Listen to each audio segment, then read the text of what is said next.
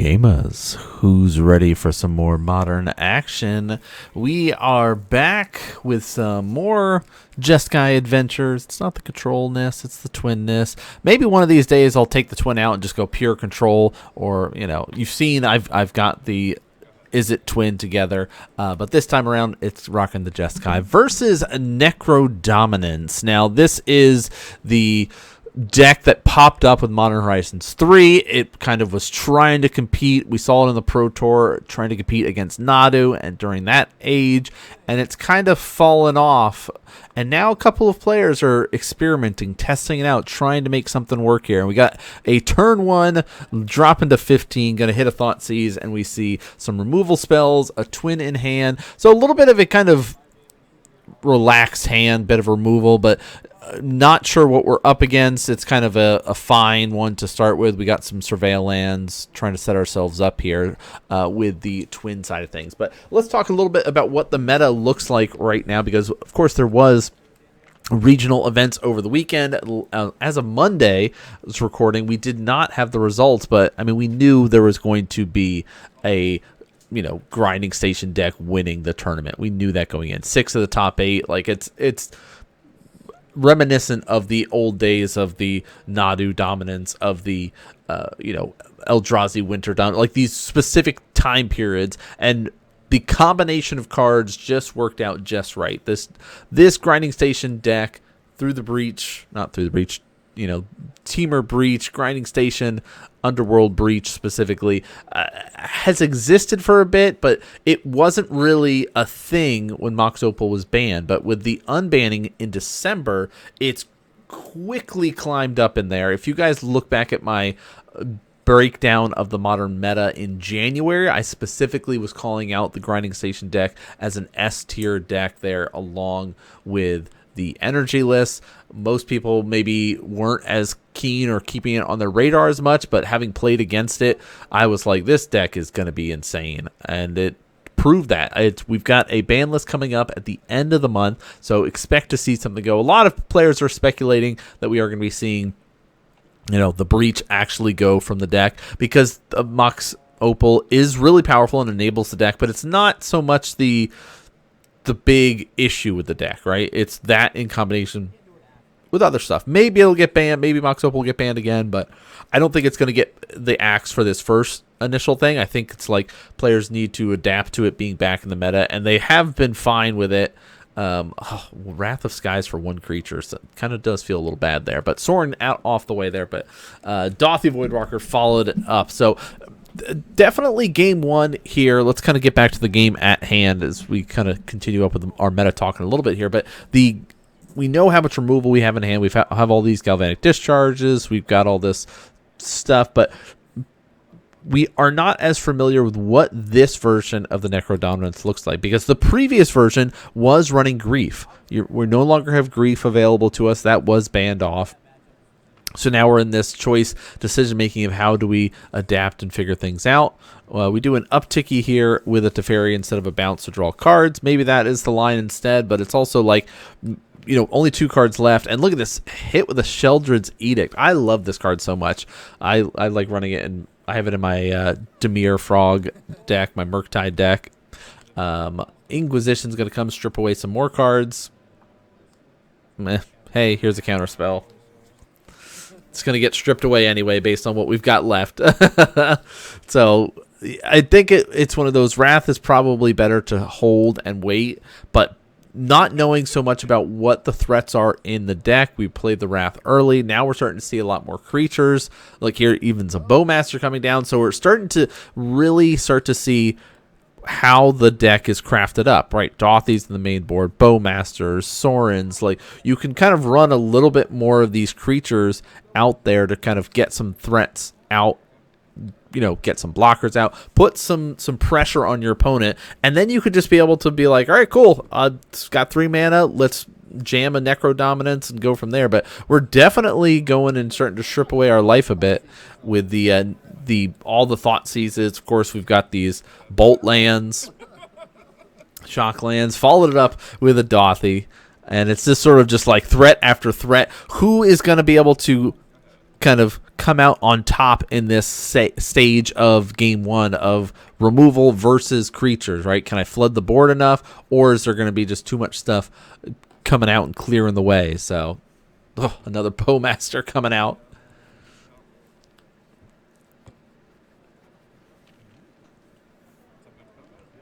All right, combat moving across there. 5 damage. Dropping to 4, which means that's the sweet spot. Here's the Necrodominance. Now, why do we call it a sweet spot in this matchup? Specifically because the way the removal spells work, or at least the spells we want, says, well, you didn't counter Necrodominance, so that kind of makes me feel like the coast is clear. So I'll go down to 9, and there it is. There's the Soul Spike for Xaxes. There's the 4 damage. Oof. Tough game 1 there. But that's kind of, a lot of this matchup is trying to learn what does the new Necrodominance look like. Like, we're starting to get some idea here. Like, a lot of the pieces are the same as what it was before, but without grief, how are they going to disrupt us? What are they going to do? So we got Thoughtseize, we got Inquisitions, we got a lot of creatures. Thought the Voidwalker in there, super sweet. So things are looking tough in that first game, but we get to see a little bit of sprinkling of what the players are going to be going for here with sideboard options here. So let's get back to our meta talk while we're in the sideboard and stuff and starting game 2 here. We talked about how we are going to be more likely than not seeing the removal of Breach, Underworld Breach from Modern. It's such a powerful card. It's just like very little to no downside for it. Oh no, I have to exile 3 cards from my graveyard to cast this spell. Okay, no problem. Like, that doesn't sound like much of a downside. Giving everything escape is not good for meta, right? It's gonna mess things up a little with all the free stuff that we've seen with Mox Opals and Mox Ambers. I mean, people have argued if you hit Mox Opal, the deck definitely falls down 100%. We saw it before when it was banned. It wasn't really a deck, but Mox Opal doesn't really power up too much of the meta otherwise. The affinity list, there's so much that exists to fight against them at this point in time. It's not really a thing. I mean, there is, if we're thinking of top decks in the moment, Breach is one of the top decks out there. Energy is still a top deck. We've got Eldrazi lists still running around in the top. Players are experimenting and trying to figure out where they want to go with the Ketramos side of things. Like, is it just an Esper style of play here? Are they going to be going for another route? We'll see. Thoughtseize is going to come down. A little bit of everything in hand. We've got combo. We've got a spell pierce. We got removal. We got draw effects. So we've got a little bit of everything to kind of help set ourselves up here. Only 2 lands, though. So maybe a little bit of greediness going on here. But we've got some draw spells. We've got some access to surveil lands. Again, our Necrodominance player losing quite a bit of life, starting out at 15 right away. Spell Pierce gets taken away here. Yeah, the options with that hand are like get rid of the protection spell or strip away one of the combo pieces. More likely than not, a creature. Or if you're really want to be having if you have a creature heavy hand, you could always go for the stripping away of the Galvanic Discharge, but the Spell Pierce makes the most sense here because you're basically guaranteeing that your spells are going to land and your disruption will start hitting your opponent. Yeah, Twin is definitely lowering down on that tier list. We're going to be doing, of course, an updated tier list at the end of March, beginning of April, once the kind of ban list hits and we get some more discussions going for that. But Profane Tutor, one of my favorite cards. Every time I see it, I think about just like building a, Cabal Coffer deck or a Necrodominance deck because like it's so cool. It's not often you get to see tutor effects that are not creature tutors in Modern. Right, we're so used to the Green Sun Zenith, the Collected Company, Chords of Callings, these like creature effects to find more stuff. Oh, Necromentia. We know that there is the coast clear because the Spellfierce is there, but so we're going to strip away the Splinter Twin. But here we get to see a little bit of a sideboard card, the Celestial Purge coming in here to help us be able to, because that does exile a red or black permanent. So that does hit the Necrodominance there. So it's all Necro all the time, Necrodominance, Necromentia, adding in a little bit of sideboard stuff. I run Necromentia in my Yawgmoth list. It's like a really good card. All right, you just kind of name something that you're like, I don't want to fight against this, so I'm going to just name this thing, and now I don't have to. All right, so stripping away one line that the deck has access to. Luckily, the list is a Jeskai control shell, so I do run Flage and do have other ways to kind of close out the game. So it's like, yeah, I can't combo win, where if this was like a Necrodominance versus like the is it Wizard style or is it Twin, you would definitely be kind of like, well, now I'm in a lot of trouble. More Surveil lands coming out here.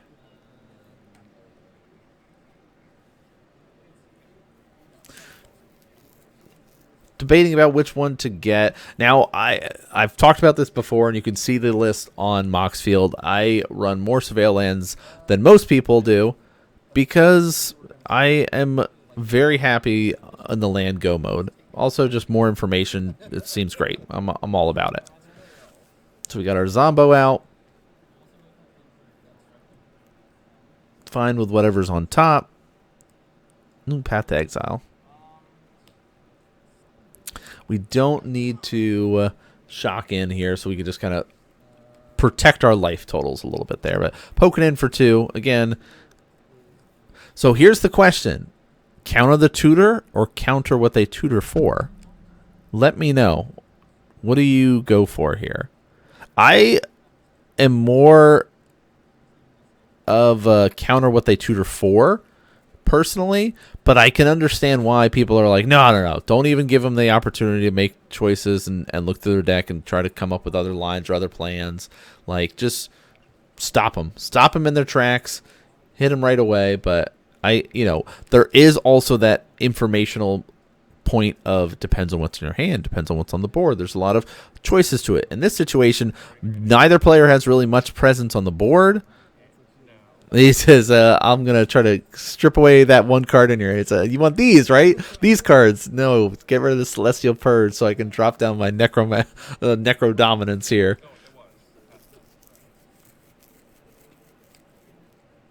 All right, we losing life again. Yep. Dropping down 3 more. There it is. We know the coast is clear. Necrodominance resolves, so how much life do we lose is always the question. We do have to mill down. So we know it's like there is a Zombo out. So we can try to find an answer for that based on what we draw. I mean, we could just go all in here and go down to 1 again. The problem, though, is it doesn't really put us in too much of a spot here. Now, we will get caught potentially. We draw 2. 4 damage is going to come across.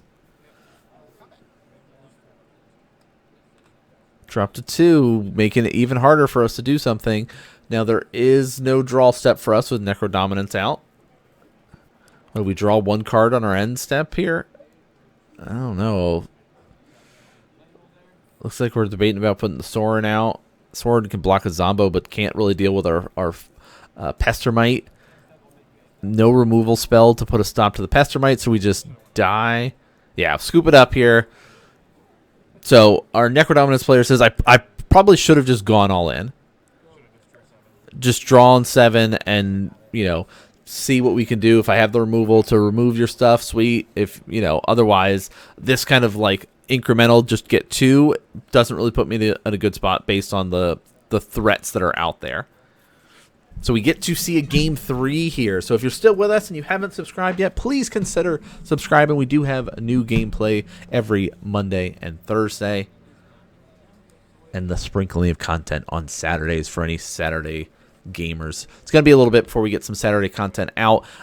Stuck working those kind of 10, 11-hour days right now. It's a little bit hectic and crazy time in the school year right now. So I'm trying to make it to summertime, and then things get a little bit easier and the content flood continues, since we are going to be making the trip out to Vegas for, of course, MagicCon Vegas, our first time going to the West Coast. So that'll be really exciting to do some adventures out there, do some filming, do some content, all that kind of fun stuff. But that's months away. So let's talk about what's going on here. Just sort of a setup turn for our twin player, Necrodominance player, kind of preserving their life a little bit. And they've got a Dothy here to kind of start things out.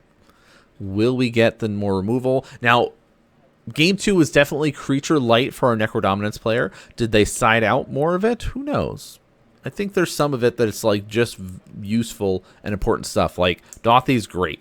Dothy's actually one of the few cards that I'm very happy to see a lot more of in certain lists. All right, swinging in that shadow, unblockableness. Thoughtseize for 2. Let's see, 2 life to go. Let's just hit it with the discharge here. Send it to the void. And what else is going to get stripped away? Counterspell, double counterspell, path, and a Wrath of Skies. What? Yeah, we had a draw spell, 2 lands. Yeah, that's a hand. This will at least get rid of one of the counter spells here. We know there's one more counter spell left. Oh, we top deck another. Oh, we top deck a land. Okay. All right. So the hope here is that we can, save a counter spell and use it against the Necrodominance and really kind of stop our opponent and kind of drag it out a little bit more. Oh, or they do this again and force our hand. So, yep, Necroventia is going to get it with the counter spell, at least giving us access to all of our cards and threats. No land. It looks like we did top deck a twin there, though. So we've got a Path to Exile, a Wrath of Skies, Necrodominance. No more counter spells left, and a Splinter Twin. 3 cards in hand. Not much to go with. End step here. Let's just drop down 6. Draw 6 cards. Lose 6 life. Set ourselves up for the following turn here. Alright, any effects before discard? No effects. That gives, of course, the opportunity to flash in a Pestermite, Deceiver, anything that we might have drawn. All right, so now, Celestial Purge. No land drawn, though. All right. Inquisition. Response with a Celestial Purge. So we're trying to strip away a threat with Inquisition. Got met with an annoying little Celestial Purge. And here's what we've got left in hand. So again, depending on what they go for, if they go for the twin, this kind of gives us some information. They don't have any removal. If they pick like the Path, they have more creatures. If they pick the Wrath of Skies, that's also maybe they have another Necrodominant. So like depending on what they take gives us a lot of information as a control player on what they are prioritizing, or at least what they're worried about. So they take the Path, kind of giving us the indication of, okay, phones, someone's texting me.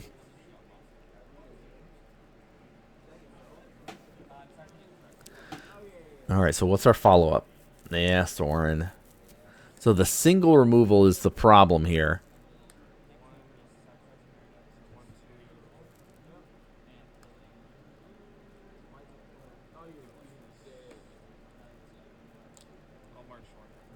March of the Wretched Sorrow for 3, which will cause trigger Of course, gaining 3 life. Bing, trigger, flipping Sorin. And no removal spell in sight because the single targeted one does get taken away. Also, knowing that we had the Wrath of Skies there, we get to try to flip this as quick as possible and try to get some advantage going.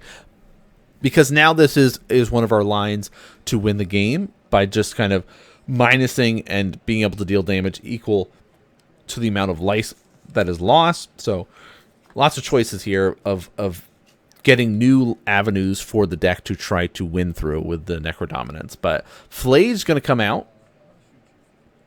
And we're going to just kind of keep up with this race, hoping to get another land off the top here. Because if we get one more land, we are able to escape Flage and really kind of close things out.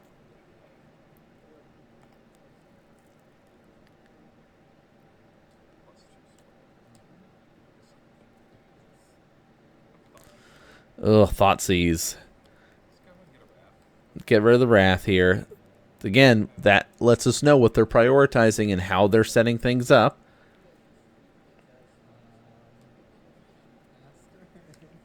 Oof. Kind of still missing our land drops. No. Guess what we're going to call? It's not Splinter Twin. We're naming Flage this time. Hey, here's another Wrath of Skies that we top deck. So, the deck list does run 3 Flage, 1 to the graveyard, 2 are, of course, still in the deck. No longer, all sent to the Shadow Realm. Sent away, gone forever. We just needed a land.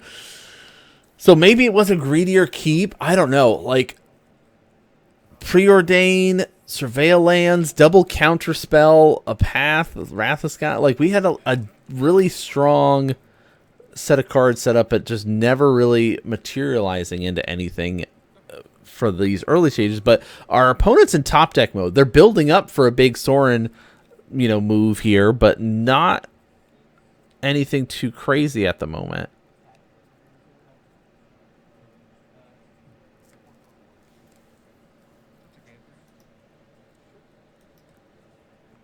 All right, we're going to gain some 3, gain 3. Again, looks like we're setting up. Down tick Sorin by 1. So just do a little swap of life, right? I'll gain 6, you'll lose 6. We're going to flash into Pestermite. Untap. Now, probably should have tapped down our opponent's swamp here. We've got a Teferi. Not getting the land probably should have forced us to bounce our own Pestermite here.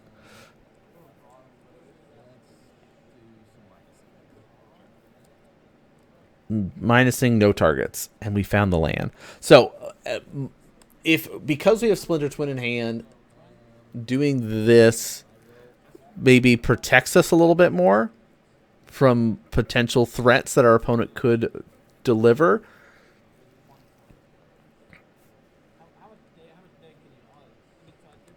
All right, tapping 4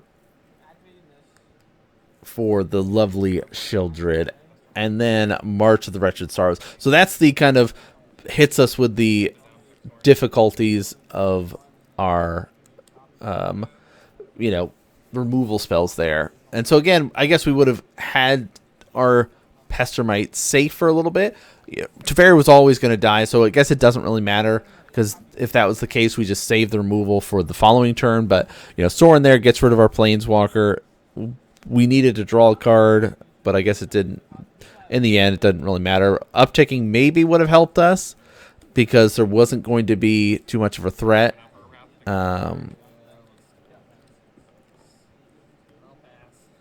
Wait a minute. Sorin's minus deals damage equal to the amount of life you've gained that turn. Was there no life gained? No, we must have popped a food, right? There must have been a food that hey, pay attention. Somebody let me know if that was a cheating step. Can we get out of the hole, though? We were able to get rid of, spent all of our resources basically to get rid of Sheoldred here. Still possibility with twin in hand. Ugh. Get rid of all of the graveyard there. Bogart's sweet. I like that card a lot. I run it in my Yawgmoth list. Lots of food. Still building up.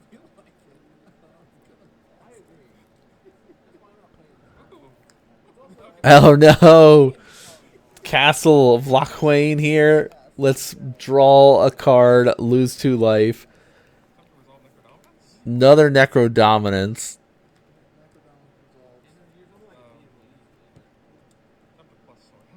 Plus Thorn, make another food. Send 3. Let's shoot that. Gain some energy.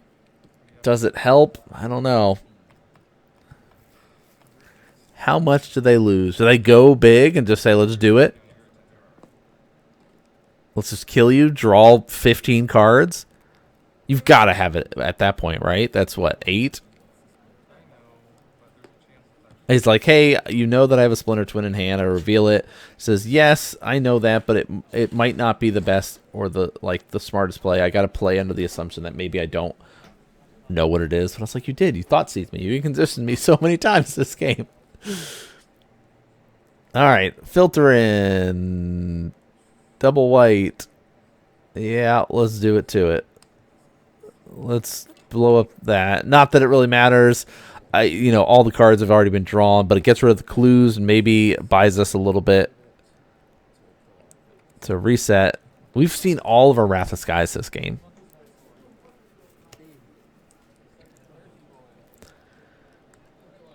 Another land. Ugh, Dauthi Voidwalker. That's an annoying card. What do we got? Uh-oh. March of the Wretched Sorrow. Let's do 9 to this Dauthi. I'll gain 9. Hey, you're at 10, right? Okay, cool. Let's minus this Sorin. And shoot you for 9. Okay. Down to 1. Can we get there? Oh, we didn't. Hey, if we had an Arena of Glory, we win. We did not. So you know what this means? Tap 3, Necromentia. But I'm going to pay the 1 to extort. And that's it. Darn, no Arena of Glory. Oh, tough one. That was a tough one. But it's you could hear the laughter between both players here. Like, definitely was a fun one. Good learning experience, especially if you're not as used to or familiar with the Necrodominance list. Like, it's a really cool list, and it's like it's very explosive. But it is also that kind of glass cannon, right? So you've got to be mindful and find out, like, where can you attack it from. Being on a Jeskai list is a little bit slower. We're not running Solitudes or things like that at the moment in this list, so it's like hoping to rely on the Flage to get there, hoping to rely on just a twin combo to get there. So close set of matches, losing 1-2, nothing to be ashamed of there, but definitely a good learning experience to kind of get a better picture of what current versions of Necrodominance look like there. But yeah, I like that. We get to see a sideboard stuff. I always like when we get to start seeing players lay out what cards they brought in, because this is a kind of little bit of a tell of what they're going for. And look at this. We got to see all the Necrodominance, or not Necro, what is that card? All the Necros all the time. Necro something. Necromentia? Necromentia. Yeah, Necromentia. I was like, oh, there's 3 Necromentias that they brought in? That's crazy. Oh, he brought in so many against me. It's like I brought in Stern Scolding because of all of the 2 toughness creatures. The threats, they're all relevant and annoying. Spell Pierce for extra protection. Celestial Purge, really good. Might have to bring another one in the sideboard I'm maybe run 2 at the point. We'll see. We'll keep adjusting the list and stuff like that. But hope you guys enjoyed this one. It's been a while since we've featured Necrodominance on the channel, so I wanted to show you guys this one. We do have a lot more games scheduled, so of course for you to be able to enjoy some more twin action, some more affinity action, some hardened scales, all kinds of good stuff. But that's going to do it for this episode. Thanks so much for tuning in and watching, everybody, and I'll see you all next game.